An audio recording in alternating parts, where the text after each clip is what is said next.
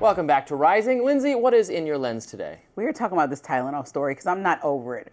Becoming a parent is scary and it's exciting, but it shouldn't feel stressful because of powerful people telling you things that simply are not facts. This week, former President Barack Obama accused President Donald Trump of committing what he called, quote, violence against the truth. And honestly, that phrase stopped me in my tracks. Because when it comes to health, misinformation doesn't just confuse people. It causes chaos, undermines trust, and leaves parents paralyzed with fear. So here's what happened. Donald Trump recently told pregnant women not to take Tylenol, a medicine millions rely on, claiming it's linked to a, quote, very increased risk of autism. Don't take Tylenol. Don't take it. If you just can't, it's fight like hell not to take it. And then he doubled down, urging women to, quote, tough it out through pain or fever instead of taking the medication.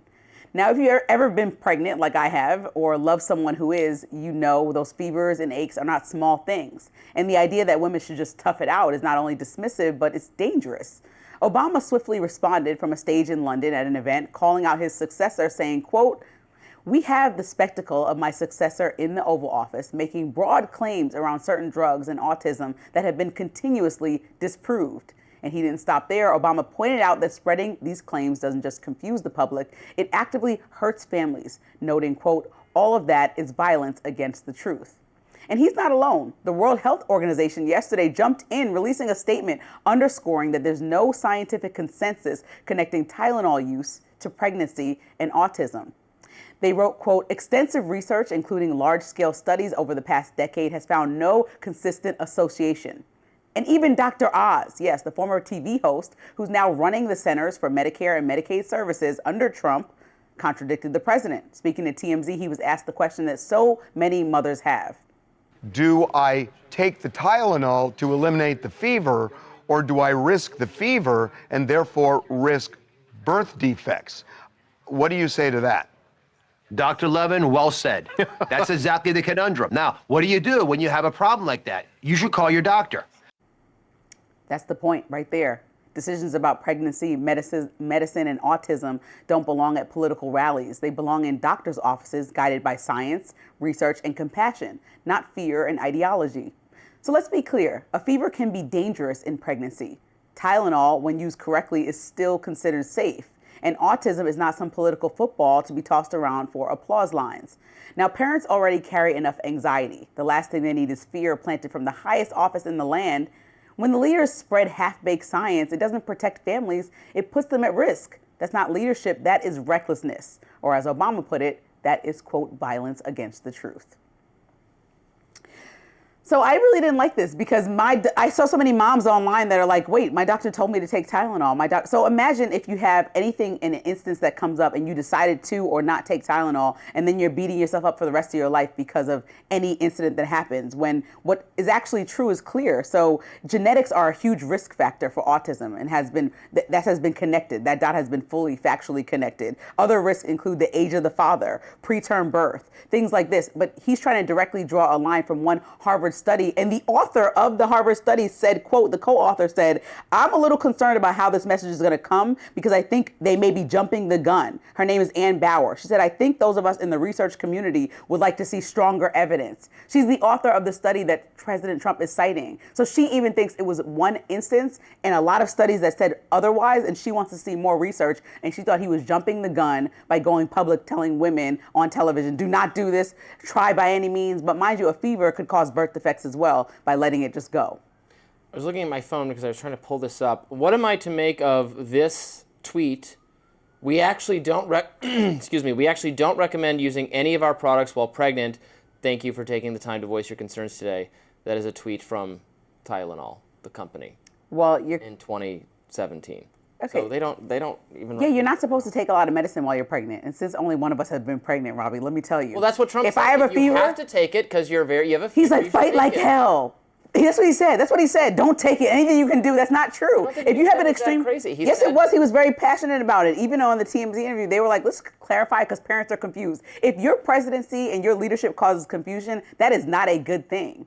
And so we have to be clear. When we see RFK in front of Congress and can't even explain himself and his choices, and he's arguing with Susan Monterez about what actually happened and whether we're going. No, I'm talking about what he said on Tylenol. What he said was, don't try to avoid taking it, but if you have a fever, obviously, he didn't say it that calm. Take it. He said, "There's no." This is a quote. "There's no downside in not taking it. There is a downside in not taking it. For example, if you have an untreated fever that could lead to birth defects, according to doctors and scientists around the country." But he said, take it for fever.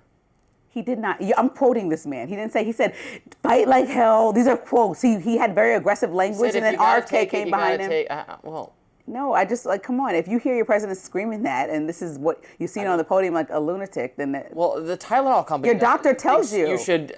They think you should not take it at all. Leisurely for a little ache and pain. But if you have a fever or certain instances, your doctor's going to tell you, hey, the only thing you can take. It's not like other things like Advil are an option when you're pregnant. They have other significant reasons why you shouldn't take them, and you should talk to your doctor about that. But one of the only options to reduce fever would be, and as somebody who gets migraines often, Tylenol. And so I just think unless we're sure. I was ill last few days. I took tons of Tylenol. I took tons of ibuprofen. I take painkillers like candy. It's probably not good for me. And if somebody said to me, you should probably try to wean yourself off it a little bit or limit how much of this you're taking, I'd say, yeah, that's probably good advice. So you don't mind that the president has jumped the gun, according to the study's co-author, that she feels like he went a bit far for the amount of research that they have, and that's okay for your president to find something out. It's like if you read I think the something link between Tylenol and autism is not clear at all totally established. There is the research here is less shoddy than the research